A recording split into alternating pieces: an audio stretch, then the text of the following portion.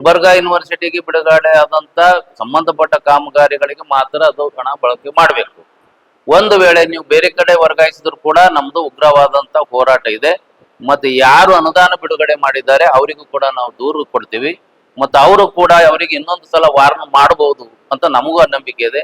ಒಂದು ವೇಳೆ ಅದು ಕೂಡ ಆಗದೆ ಇದ್ರು ಕೂಡ ನಾವು ಉಗ್ರ ಹೋರಾಟ ಮತ್ತು ವಿಶ್ವವಿದ್ಯಾಲಯದ ಎದುರುಗಡೆನೆ ನಾವು ಸತ್ಯಾಗ್ರಹ ಮಾಡಿ ನಮ್ಮ ಎಲ್ಲಿವರೆಗೆ ಗುರಿ ಮುಟ್ಟೋದಿಲ್ಲ ಅಲ್ಲಿವರೆಗೂ ನಿರಂತರವಾಗಿ ನಾವು ಸತ್ಯಾಗ್ರಹ ಮಾಡ್ತೀವಿ. ನಮ್ಮ ಗುಲ್ಬರ್ಗಾ ಜಿಲ್ಲೆಯಲ್ಲಿ ಕಲ್ಯಾಣ ಕರ್ನಾಟಕ ಅಭಿವೃದ್ಧಿಯಪ್ಪ ಅಂತಂದ್ರೆ ನಮ್ಮ ಭಾಗಕ್ಕೆ ಒಂದು ಆಶಾದಾಯಕವಾದಂಥದ್ದು ಆಶಯ ಕಿರಣ ಇದ್ದ ಹಾಗೆ. ಎಲ್ಲರಿಗೆ ಒಂದು ಅನುಕೂಲ ಮತ್ತು ಪ್ರತಿ ವರ್ಷ 5,000 ಅನುದಾನಗಳನ್ನು 5,000 ಕೋಟಿ ಅನುದಾನಗಳನ್ನ ನಮ್ಮ ಪ್ರದೇಶಕ್ಕೆ ಕೊಡುವುದು ನಮ್ಮ ಎಲ್ಲರ ಒಂದು ಭಾಗ್ಯ.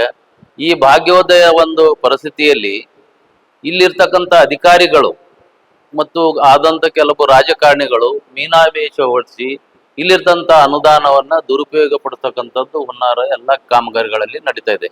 ಅದೇ ರೀತಿ ಈ ಒಂದು ಹಿಂದೆ ನಡೆದಂತ ಒಂದು ವರ್ಷದ ಹಿಂದಿನ ಅವಧಿಯಲ್ಲಿ ಕಲ್ಯಾಣ ಕರ್ನಾಟಕ ಅಭಿವೃದ್ಧಿ ಮಂಡಳಿಯಿಂದ ಈ ಒಂದು ಗುಲ್ಬರ್ಗಾ ಯೂನಿವರ್ಸಿಟಿಗೆ ವಿಶ್ವವಿದ್ಯಾಲಯದ ಕೆಲವೊಂದು ಕಾಮಗಾರಿಗಳು ಆವರಣದಲ್ಲಿ ಕೆಲವೊಂದು ಕಾಮಗಾರಿಗಳು ಪ್ರಾರಂಭಿಸಲು 29 ಕೋಟಿ ಅನುದಾನವನ್ನು ಬಿಡುಗಡೆ ಮಾಡಿದ್ರು. ವಿಶೇಷವಾಗಿ ಅನುದಾನ ಬಿಡುಗಡೆ ಮಾಡಿದ್ರು. ಆ 29 ಕೋಟಿ ಅನುದಾನದಲ್ಲಿ ಹಂತ ಹಂತವಾಗಿ ಕಾರ್ಯಕ್ರಮಗಳನ್ನು ಹಾಕೊಂಡಿದ್ರು. ವಿಶೇಷವಾಗಿ ಆವರಣದಲ್ಲಪ್ಪ ಅಂತಂದ್ರೆ ಸಿಸಿ ರಸ್ತೆ ನಿರ್ಮಾಣ ಮಾಡೋದು, ಸೋಲಾರ್ ಪ್ಲಾಂಟ್ ಇರಿಗೇಷನ್ ಮಾಡುವುದು ಮತ್ತು ಇತರ ಕಾಮಗಾರಿಗಳಿಗೆ 29 ಕೋಟಿ ರೂಪಾಯಿ ಮಂಜೂರಾತಿ ನೀಡಿ ಮತ್ತು 40% ಅನುದಾನವನ್ನು ಈಗಾಗಲೇ ವಿತ್ತ ಅಧಿಕಾರಿಗಳಾದಂಥ ಗುಲ್ಬರ್ಗಾ ವಿಶ್ವವಿದ್ಯಾಲಯದ ಅಧಿಕಾರಿಗಳಿಗೆ ಒಂದು ಖಾತೆಗೆ ಜಮಾ ಮಾಡಿದರು. ಆ ಜಮಾ ಮಾಡಿ ಈಗಪ್ಪ ಅಂತ ಕನಿಷ್ಠ ಒಂದು 6 ತಿಂಗಳ ಜಮಾ ಆಗಿ ಆಯ್ತು ಕೆಲಸ. ಆದಾಗ ಅವ್ರು ಏನ್ ಮಾಡಿದ್ರು, ಯಾವುದೇ ಮಿನಿಮಮ್ 2 ಕೋಟಿಗಿಂತ ಹೆಚ್ಚಿನ ಅನುದಾನ ಇದ್ರೆ ಅದು ಟೆಂಡರ್ ಕರೆದು ಆ ಪ್ರಕಾರ ಕಾಮಗಾರಿಗಳನ್ನು ನಿರ್ವಹಿಸ್ತಕ್ಕಂಥದ್ದು ಇರುತ್ತದೆ. ಆದ್ರೆ 2 ಕೋಟಿಗಿಂತ ಒಳಗಡೆ ಏನಾದ್ರೂ ಕಾಮಗಾರಿಗೆ ಮಾಡ್ಬೇಕಾದ್ರೆ MSIL ಸಂಸ್ಥೆ ಆಗಿರ್ಬೋದು, KRDL ಆಗಿರ್ಬೋದು, ಇತರೆ ಯಾವುದೇ ಸಂಸ್ಥೆಗಳು ಕಾಮಗಾರಿ ಸಂಸ್ಥೆಗಳು ಅವು ನಿರ್ವಹಿಸ್ಕೊಂಡು ಹೋಗ್ಲಿಕ್ಕೆ ಒಂದು ಸರ್ಕಾರದಲ್ಲಿ ಒಂದು ಅವಕಾಶ ಇರ್ತದೆ ಕಾನೂನಲ್ಲಿ. ಆದ್ರೆ ಇವ್ರು ಏನ್ ಮಾಡಿದರು, ಬೇಕಾಗಿ ಮತ್ತ ನಮ್ಮ ಸನ್ಮಾನ್ಯ ಶ್ರೀ ಕುಲಪತಿಗಳಾದಂತ ಗುಲ್ಬರ್ಗಾ ವಿಶ್ವವಿದ್ಯಾಲಯದ ಕುಲಪತಿಗಳು ಅವರ ಒಂದು ವಿವೇಚನಾ ಒಂದು ಅಧೀನದಲ್ಲಿ ಅವ್ರ ವಿವೇಚನಾ ಮುಖಾಂತರವಾಗಿ ಅವ್ರೇನ್ ಮಾಡಿದ್ರು, 2 ಕೋಟಿದ ತುಂಡು ಗುತ್ತಿಗೆಗಳನ್ನು ಮಾಡಿ MSIL ದವರಿಗೆ ಮತ್ತು KRDL ಅವರಿಗೆ ಆ ಕಾಮಗಾರಿಯನ್ನು ಕೊಟ್ಟಿದ್ರು. ಆ ಕಾಮಗಾರಿ ಕೊಟ್ಟು ಕೂಡ ಈಗ 6 ತಿಂಗಳಾಯ್ತು. ಅವ್ರು ಏನ್ ಮಾಡ್ಬೇಕಿತ್ತು, 3 ತಿಂಗಳಲ್ಲಿ ಮುಗಿದು ಹೋಗದಂತ ಕಾಮಗಾರಿಗಳಿಗೆ 6 ತಿಂಗಳಾಯ್ತು ಇನ್ನೂ ಕಾಮಗಾರಿ ಪ್ರಾರಂಭ ಮಾಡಿಲ್ಲ. ಇದರ ಉದ್ದೇಶ ಏನು ಇರಬಹುದು ಅಂತ ನಮಗೇನು ಸಂಶಯ ಆಗ್ತದ, ಗುಲ್ಬರ್ಗಾ ವಿಶ್ವವಿದ್ಯಾಲಯಕ್ಕೆ ನೀಡಿದಂತ ಅನುದಾನ ಇಲ್ಲಿ ಯಾವುದೋ ಒಂದು KRDL ಜೊತೆಗೆ ಆಗಿರ್ಬೋದು, MSIL ಅವ್ರ ಜೊತೆಗೆ ಆಗಿರ್ಬೋದು, ತಮ್ಮದೊಂದು ವ್ಯವಹಾರ ಏನು ಕೂಡಿಸ್ಕೊಳ್ಳಲ್ಲ ಏನು ವ್ಯತ್ಯಾಸ ಆಗಿದೆ ಅಂತ ತಿಳ್ಕೊಂಡು ಆ ಅನುದಾನವನ್ನು ಬೇರೆ ವಿಶ್ವವಿದ್ಯಾಲಯಕ್ಕೆ ವರ್ಗಾವಣೆ ಮಾಡ್ತಕ್ಕಂಥದ್ದು ಸಂಶಯ ನಮ್ಗಾಗಿದೆ. ಆ ಸಂಶಯವನ್ನು ಬರದಂತೆ ಈಗ ಬಂದಂತ ಅನುದಾನ ಗುಲ್ಬರ್ಗಾ ಯೂನಿವರ್ಸಿಟಿಗೆ ಬಂದಂತ ಅನುದಾನ ನೀವು ನೇರವಾಗಿ ಗುಲ್ಬರ್ಗಾ ವಿಶ್ವವಿದ್ಯಾಲಯಕ್ಕೆ ಅಲ್ಲಿಯೇ ಒಂದು ಕಾಮಗಾರಿಗೆ ಬಳಸಬೇಕು. ಇಲ್ಲಾಂದ್ರೆ ನೀವು ಒಂದು ವೇಳೆ ಬೇರೆ ಕಡೆ ಅದು ಬಳಸೋದಾದರೆ ನಿಮ್ಮ ಮೇಲೆ ನಾವು ಕಾನೂನು ಕ್ರಮ ಜರುಗಿಸುವುದಷ್ಟೇ ಅಲ್ಲ, ನಾವು ರಸ್ತೆ ಮೇಲೆ ಇಳಿದು ಉಗ್ರವಾದ ಹೋರಾಟ ಮಾಡ್ತೀವಿ. ಯಾಕಪ್ಪ, ನಮ್ಮ ಜಿಲ್ಲೆಯ ನಮ್ಮ ವಿಶ್ವವಿದ್ಯಾಲಯಕ್ಕೆ ಬಂದಂತ ಅನುದಾನ ಮತ್ತು ಸಿಂಡಿಕೇಟ್ ನಡವಳಿಕೆಯ ಪ್ರಕಾರ ತಾವೇನು ಕ್ರಮ ಕೈಗೊಂಡಿದ್ರಿ ಮತ್ತ ವಿಶ್ವವಿದ್ಯಾಲಯದ ಕುಲಪತಿಗಳು ಕೂಡ ಅವರು ತಮ್ಮ ವಿವೇಚನೆ ಮುಖಾಂತರವಾಗಿನೇ MSIL ಸಂಸ್ಥೆಗೆ ಆಯ್ಕೆ ಮಾಡ್ಕೊಂಡಿದ್ದೀರಿ ಮತ್ತೆ 2ನೇದು KRDL ಆಯ್ಕೆ ಮಾಡ್ಕೊಂಡಿದ್ದೀರಿ. ನಮ್ಗೆ ಸಂತೋಷ, ಅದರಲ್ಲಿ ವ್ಯತ್ಯಾಸ ಇಲ್ಲ. ನಿಮ್ಮ ನಂಬಿಕೆ ಇದೆ ಆ ಸಂಸ್ಥೆಗಳ ಮೇಲೆ ಅಂತ ತಿಳ್ಕೊಂಡು ನಾವೇನ್ ಮಾಡ್ತೀವಿ, ಅದಕ್ಕೆಲ್ಲ ಒಪ್ಪಿಗೆ ಇದೆ ನಮ್ದು, ಅದರ 2 ಮಾತಿಲ್ಲ. ಆದ್ರೆ ಇದನ್ನು ಡಿಲೇ ಮಾಡ್ತಾ ಇದ್ದೀರಿ, ಒಂದು ಯಾಕೆ ನೀವು ಲೇಟ್ ಮಾಡ್ತೀರಿ ನಮ್ಗೆ ಗೊತ್ತಾಗ್ತಾ ಇಲ್ಲ. ಅದಕ್ಕಾಗಿ ನಮ್ಮ ಮೇಲೆ ಸಂಶಯ ಇದೆ ನಿಮ್ಮ ಮೇಲೆ. ಅದಕ್ಕೆ ಈ ಸಂಶಯವನ್ನು ಬರದಾಗೆ ನೀವು ಮಾಡ್ಬೇಕಾದ್ರೆ 15 ದಿನಗಳ ಒಳಗಡೆ ನೀವು ಈಗಾಗಲೇ ಏನು ಅದು ಎಸ್ಟಿಮೇಟ್ ಏನ್ ಮಾಡಿದಿರಿ ಆ ಎಸ್ಟಿಮೇಟ್ ಕಾಮಗಾರಿಗಳನ್ನು ತೆಗೆದುಕೊಂಡು ನೀವು ಅವರಿಗೆ ಒಂದು ಕಾರ್ಯ ಅನುಷ್ಠಾನವನ್ನಾಗ್ತಕ್ಕಂಥದ್ದು ವರ್ಕ್ ಆರ್ಡರ್ ಕಾಪಿ ಅವರಿಗೆ ಆದಷ್ಟು ಬೇಗನೆ ಆದೇಶ ಕೊಟ್ಟು ಈ ಕಾಮಗಾರಿಗಳನ್ನು ಪ್ರಾರಂಭ ಮಾಡಬೇಕು. ಒಂದು ಮಾಡದೇ ಇದ್ರಪ್ಪ ಅಂತಂದ್ರೆ ನಾವು ಹೋರಾಟ ಮಾಡಲು ಮತ್ತು ಮೇಲಾಧಿಕಾರಿಗಳಿಗೆ, ಸಂಬಂಧಪಟ್ಟ ಮಂತ್ರಿಗಳಿಗೆ, ಉಸ್ತುವಾರಿ ಮಂತ್ರಿಗಳಿಗೆ, ರಾಜ್ಯಪಾಲರಿಗೆ ನಾವು ದೂರನ್ನು ಕೊಡಲು ಸಿದ್ಧರಿದ್ದೇವೆ. ನಮ್ಮ ಅಹಿಂದ ಚಳವಳಿ ಅಷ್ಟು ಸರಳವಾಗಿ ನಿಮ್ಗೆ ಬಿಡಲ್ಲ. ಅಭಿವೃದ್ಧಿ ದೃಷ್ಟಿಯಿಂದ ಬಂದಂತ ಹಣವನ್ನ ದುರುಪಯೋಗಪಡಿಸಿಕೊಂಡು ತಾವು ಬೇಕಾಬಿಟ್ಟಿಯಾಗಿ ಮನಸ್ಸಿಗೆ ಬಂದವರಿಗೆ ನೀವೇನು ಹಣ ವರ್ಗಾಯಿಸ್ತೀರಿ ಅಂತಕ್ಕಂಥದ್ದು ಏನು ನಿಮ್ಮದು ಧೋರಣೆ ಇದೆ, ಇದು ಸರಿಯಲ್ಲ. ಕಟಾಖಂಡಿತವಾಗಿ ಇದನ್ನು ಖಂಡಿಸ್ತೇವೆ. ನೀವು ಆದಷ್ಟು ಯಾವ ಹೆಸರಿನ ಮೇಲೆ ಅನುದಾನ ಬಂದಿದೆಯೋ ಅದೇ ಕಾಮಗಾರಿಗಳಿಗೆ ತಾವು ಬಳಕೆ ಮಾಡಬೇಕು. ನಾವು ಧನ್ಯವಾದಗಳನ್ನ ಹೇಳ್ತೀವಿ. ಅದನ್ನು ಬಿಟ್ಟು ನಿಮ್ಮ ಸ್ವಾರ್ಥ, ಯಾವುದೇ ಒಂದು ಭ್ರಷ್ಟಾಚಾರ ನಡೆಯುವ ಒಂದು ಹುನ್ನಾರ ಇಟ್ಟುಕೊಂಡು ಕಾಲಹರಣ ಮಾಡುದು, ಸಾರ್ವಜನಿಕ ಹಣ ಪಾರದರ್ಶಕವಾಗಿ ನೀವು ಬಳಕೆ ಮಾಡಬೇಕು ಹೊರತಾಗಿ ನಿಮ್ಮ ಮನಸ್ಸಿಗೆ ಬಂದಂತೆ ನೀವು ಬಳಕೆ ಮಾಡೋದಾಗಲಿ ಕಾಲಹರಣ ಮಾಡೋದಾಗಲಿ ನೀವು ಮಾಡಬಾರದು. ನಾವು ಅದಕ್ಕೆ ಸಹಿಸೋದಿಲ್ಲ. ನಮ್ಮ ಅಹಿಂದ ಚಳವಳಿಯಿಂದ ನಾವು ಜಿಲ್ಲೆ ಮತ್ತು ರಾಜ್ಯಾದ್ಯಂತ ಹೋರಾಟ ಮಾಡಲು ಕೂಡ ನಾವು ಸಿದ್ಧರಿದ್ದೇವೆ.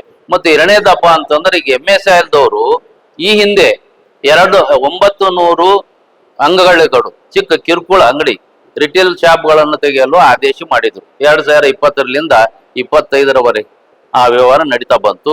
ಅದೇ ರೀತಿ ನಮ್ಮ ಗುಲ್ಬರ್ಗಾ ಜಿಲ್ಲೆಯ ವಿಶೇಷವಾಗಿ ಉತ್ತರ ಮತಕ್ಷೇತ್ರದ ಭಾಗದಲ್ಲಿ 3 ಅಂಗಡಿಗಳು ಪ್ರಾರಂಭ ಮಾಡ್ಲಿಕ್ಕೆ ಅನುಮತಿ ಸಿಕ್ಕಿತ್ತು. ಆ 3ರಲ್ಲಿ ಏನಾಯ್ತು, 2 ಅಂಗಡಿಗಳು ಪ್ರಾರಂಭ ಮಾಡಿದ್ರಿ, ಅದಕ್ಕೆ ಸ್ವಾಗತರವಾದದ್ದು. ಆದರೆ ಇನ್ನೊಂದು ದೇವಿನಗರದಲ್ಲಿ ಅಂಗಡಿಯನ್ನು ಪ್ರಾರಂಭ ಮಾಡ್ಬೇಕಂತೇಳಿ ಪ್ಲಾನ್ ಹಾಕಿತ್ತು. ಅದು ಯೋಜನೆ ಕೂಡ 1 ತಿಂಗಳ ಒಂದು ಪರವಾನಗಿ ಶುಲ್ಕವನ್ನು ನೀವು 4,60,000 ರೂಪಾಯಿಗಳನ್ನು ಕೂಡ MSIL ಒಂದು ಸಂಸ್ಥೆಯಿಂದ ಅಬಕಾರಿ ಇಲಾಖೆಗೆ ತಾವು ಹಣವನ್ನು ಕೂಡ ಪೇಮೆಂಟ್ ಮಾಡಿದ್ದೀರಿ.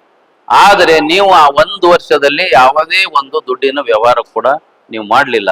ಈ ನೀವು ಕಟ್ತಕ್ಕಂಥದ್ದು ಆ ದುಡ್ಡು ಸಾರ್ವಜನಿಕವಾದಂಥ ದುಡ್ಡು, ಆ ಪಾರದರ್ಶಕವಾಗಿ ನೀವು ಬಳಸಬೇಕಾಗಿತ್ತು. ಅದು ನೀವು ಮತ್ತು ಖಾಸಗಿ ಮದ್ಯದ ಅಂಗಡಿ, ಮದ್ಯದ ಒಂದು ದೂರ ಏನು ಮುಸ್ತದಿಗಳಿರ್ತಾರೆ, ಅವರಿಗೆ ನೀವು ಬಲಿಪಶು ಆಗಿ ಅವ್ರ ಜೊತೆಗೆ ನೀವು ಮಿಲನ ಕಾಯ್ಕೊಂಡು ನೀವು ಅವ್ರ ಹೊಂದಾಣಿಕೆ ಮಾಡಿಕೊಂಡು ನೀವು ಅಂಗಡಿಯನ್ನ ಮುಚ್ಚಿ ಹಾಕಿದ್ರಿ. ಅದು 4,60,000 ರೂಪಾಯಿಗಳೇನು ಜಿಲ್ಲಾಧಿಕಾರಿಗಳೇನು ಇರ್ತಾರ, ಅವು DLO ಏನಿರ್ತಾರ, ಅವ್ರ ಕಡೆಯಿಂದ ತಾವು ಹಣವನ್ನು ಭರಿಸ್ಕೊಳ್ಬೇಕು. ಒಂದು ವೇಳೆ ನೀವು ಭರಿಸಿಕೊಳ್ಳದೇ ಇದ್ದರೆ ತಪ್ಪಿದಸ್ಥ ಅಧಿಕಾರಿ ಕಡೆಯಿಂದ ರಿಕವರಿ ಮಾಡಿ ಆ ಹಣ ಸರ್ಕಾರಕ್ಕೆ ಸಂದಾಯ ಮಾಡಬೇಕು. ಒಂದು ವೇಳೆ ಮಾಡದೇ ಇದ್ದರೆ ಕೂಡ ನಾವು ಎಲ್ಲಾ ನಿಮ್ಮ ಅಂಗಡಿಗಳನ್ನು ಮುಚ್ಚುವಂತ ಕಾರ್ಯಕ್ರಮವನ್ನು ಹಾಕೊಳ್ತೀವಿ. ಅದಕ್ಕೆ ತಕ್ಕಂತೆ ಹೋರಾಟ ಕೂಡ ಮಾಡ್ತೀವಿ ಅಂತೇಳಿ ಈ ಇವತ್ತಿನ ಒಂದು ಮಾಧ್ಯಮದವರ ಮುಖಾಂತರ, ತಮ್ಮ ಒಂದು ಮುಖಾಂತರ ಈ ಹೋರಾಟ ಮಾಡಲು ಮತ್ತು ಅವರಿಗೆ ಎಚ್ಚರಿಕೆ ಕೊಡಲು ನಮ್ಮ ಅಹಿಂದ ಚಳವಳಿ ಸಿದ್ಧ ಇದೆ ಅಂತಕ್ಕಂಥದ್ದು ಇವತ್ತಿನ ಈ ಪತ್ರಿಕಾಗೋಷ್ಠಿಯಲ್ಲಿ ಅವರಿಗೆ ಎಚ್ಚರಿಕೆ ಮಾಡಿ, ಈ ರೀತಿ ಆಗದೆ ಆಗಿರ್ತಕ್ಕಂಥ ಧೋರಣೆಗಳನ್ನ, ವಿಳಂಬ ಧೋರಣೆಗಳನ್ನ ಆಗದೇ ರೀತಿಯಿಂದ ನಡ್ಕೊಂಡು ಹೋಗಬೇಕು. ಹೋಗದೇ ಇದ್ದಾಗ ನಮ್ಮ ಅಹಿಂದ ಚಳವಳಿ ಸಂಪೂರ್ಣ ಮೇಲಾಧಿಕಾರಿಗೆ ದೂರು ಕೊಡೋದಾಗ್ಲಿ ಹೋರಾಟ ಮಾಡೋದಾಗಲಿ ನಾವು ಹಿಂಜರಿಯೋದಿಲ್ಲ ಅಂತ ತಿಳ್ಕೊಂಡು ಈ ಮುಖಾಂತರ ನಾವು ಇಷ್ಟಪಡ್ತೇವೆ. ಎಲ್ಲರಿಗೂ ಧನ್ಯವಾದ. ಎಲ್ಲರಿಗೆ ಗೊತ್ತಿದ್ದ ವಿಷಯ ಇದೆ, ವಿಳಂಬ ಮಾಡೋ ಉದ್ದೇಶ ಕಮಿಷನ್ ಬೇಕು ಅವರಿಗೆ. ಎಲ್ಲಾ ಶಾಸಕರು ಕೂಡ ಕಮಿಷನ್ ತಗೊಂಡೇ ಮಾಡ್ತಾರೆ ಕೆಲಸ. ಇವರು ಅಧಿಕಾರಿಗಳು ಕಮಿಷನ್ ತಗೊಳ್ತಾರೆ, ಕುಲ ಸಚಿವರೇ ಕುಲಪತಿಗಳೇ ಆ ಒಂದು ದುಡ್ಡಿನ ಆಶೆಗಾಗಿ ಮಾಡಿದಂತೆ ನಮ್ಗೆ ಸಂಶಯ ಬರ್ತಾ ಇದೆ. ಇದಕ್ಕೆ ಯಾವುದೋ ಆಧಾರ ಇಲ್ಲ. ಯಾವಾಗ ವಿಳಂಬ ಧೋರಣೆ ಅಂದ್ರೆ ಅದೇ ಒಂದು ಲಕ್ಷಣ ಅದ್ರದ್ದು ಇರ್ಬೋದು. ಯಾಕಂತಂದ್ರೆ ಅದು ನಮ್ ಲೆಕ್ಕ ಹಾಗೆ ಇಟ್ಟಿದೇವ್ರಿ, ಇದೇ ಕೆಲ್ಸಕ್ಕಂತೆ ಗೊತ್ತಾಗ್ಬೇಕಲ್ಲ ನಮ್ಗೆ. ಈಗಾಗಲೇ 1 ವರ್ಷದ ಹಿಂದೆ ದುಡ್ಡು ಬಂದು ಜಮಾ ಆಗಿದೆ ಅವರಿಗೆ. 6 ತಿಂಗಳ ಹಿಂದೆನೆ ನೀವೆಲ್ಲರೂ ಏನ್ ಮಾಡಿದ್ರಿ, ಮೀಟಿಂಗ್ ಮಾಡಿ ರೆಸಲ್ಯೂಷನ್ ಹೊರಡಿಸಿ ಅದೆಲ್ಲ ಕಾಮಗಾರಿ ಪ್ರಾರಂಭ ಮಾಡಬೇಕು. ಮತ್ತೆ ಇಂತಿಂತ ಸಂಸ್ಥೆಗಳಿಗೆ ವಹಿಸ್ಕೊಟ್ರಿ ಏಜೆನ್ಸಿಗೆ. ಮತ್ತೆ ಏಜೆನ್ಸಿ ಅವರು ಎಲ್ಲ ಅದಕ್ಕೆ ರೆಡಿ ಆಗಿದ್ದಾರೆ. ಅವರಿಗೆ ನಾನು ಭೇಟಿ ಕೊಟ್ಟಿದ್ದೇನೆ ಹೋಗಿ, ಏನ್ರಿ ನಿಮ್ಗೆಲ್ಲ ಆರ್ಡರ್ ಬಂದ್ಬಿಡ್ತು, ಅವೆಲ್ಲ ಆರ್ಡರ್ಗಳು ತಗೊಂಡು ನಮ್ಗೆ ಎಲ್ಲ ಆರ್ಡರ್ ಇದಾವೆ ಎಲ್ಲ, ಅವು ತಗೊಂಡು ಹೋಗಿ ನೀವು ಯಾಕೆ ಕಾಮಗಾರಿ ಪ್ರಾರಂಭ ಮಾಡಿಲ್ಲ? ಇಲ್ಲ ರೀ, ಎಸ್ಟಿಮೇಟ್ ಎಲ್ಲ ನಾವು ಮಾಡ್ಕೊಂಡಿದ್ದೆವು, ಮತ್ತೆ ಅವ್ರು ಇನ್ನೂ ನಮ್ಗೆ ಕಾರ್ಯಾನುಷ್ಠಾನ ಮಾಡ್ತಕ್ಕಂಥದ್ದು ಆದೇಶನೇ ಕೊಟ್ಟಿಲ್ಲ. ವರ್ಕ್ ಆರ್ಡರ್ ಬೇಕಲ್ಲ ನಮ್ಗೆ, ವರ್ಕ್ ಆರ್ಡರ್ ಇನ್ನ ಇಲ್ಲಿವರೆಗೆ ಕೊಟ್ಟಿಲ್ಲ. ನೀವು ಬೇಕಾದ್ರೂ ವಿಚಾರಿಸ್ಬೇಕಂದಾಗ ನನಗೆ ಅದ್ರ ಬಗ್ಗೆ ಗೊತ್ತಾಯ್ತು, ನಾವು ವಿಚಾರಿಸಿದ್ವಿ. ವಿಚಾರಿಸಿದ್ರು ಕೂಡ ಯಾವುದೇ ಒಂದು ರೆಸ್ಪಾನ್ಸಿಬಿಲಿಟಿ ಅವ್ರಿಗೆ ಸಿಗ್ತಾ ಇಲ್ಲ. ನಾವೀಗ ಹೋಗಿ ಕೇಳಿದಾಗ ಅವ್ರು ಏನ್ ಕೇಳ್ತಾರೆ, ಈ ಸರ್ ಏನಾಗಿದೆ ನೋಡ್ರಿ ಅಂದಾಗ ನೀವು ಯಾರು, ನಿಮ್ಗೆ ಯಾಕೆ ನಾವು ಹೇಳ್ಬೇಕು, ಇದಕ್ಕೇನ್ ನಿಮ್ಗೆ ಸಂಬಂಧ? ಈ ರೀತಿ ಯಾವಾಗ ಮಾತಾಡ್ತಾರಂದ್ರೆ ಅವ್ರದೇನೋ ಒಂದು ವ್ಯವಹಾರ ಅವ್ರ ಬಲ್ಲಿದೆ. ಗುಲ್ಬರ್ಗಾ ಯೂನಿವರ್ಸಿಟಿಗೆ ಬಿಡುಗಡೆ ಆದಂತ ಹಣ ನೀವು ತುಮಕೂರು ಯೂನಿವರ್ಸಿಟಿಗೆ ಕೊಟ್ಬೇಕು ಅಂತ ಒಂದು ವಿಷಯ ಇದೆ. ಅಲ್ಲಿ ನಿಮ್ಮ ವ್ಯವಹಾರ ಏನಾದ್ರೂ ಹೊಂದಾಣಿಕೆ ಆಗಿರ್ಬೋದು ಅಂತ ನಮ್ಗೆ ಸಹಜವಾಗಿ ಮೇಲ್ನೋಟಕ್ಕೆ ಗೊತ್ತಾಗ್ತದೆ. ನೀವು ಇಲ್ಲಿ ಹಣ ಬಿಡುಗಡೆ ಆಗಿದೆ, ಇಲ್ಲಿ ರೆಸಲ್ಯೂಷನ್ ಪಾಸ್ ಮಾಡಿದ್ರಿ, ನೀವೇ ಏಜೆನ್ಸಿಗಳನ್ನು ಕೂಡ ನೀವೇ ಆಯ್ಕೆ ಮಾಡಿದ್ದೀರಿ. ನಾವು ನಮ್ದೇನಿಲ್ಲ, ನಮ್ಮ ಭಾಗದವ್ರದ್ದು ಯಾವುದೂ ಇಲ್ಲ, ಯಾವ ಶಾಸಕರಿದ್ದಲ್ಲ ಯಾರಿಲ್ಲ, ಮತ್ತೆ ಅದನ್ನೇ ಯಾಕೆ ವಿಳಂಬ ಮಾಡ್ತಾ ಇದ್ದೀರಿ?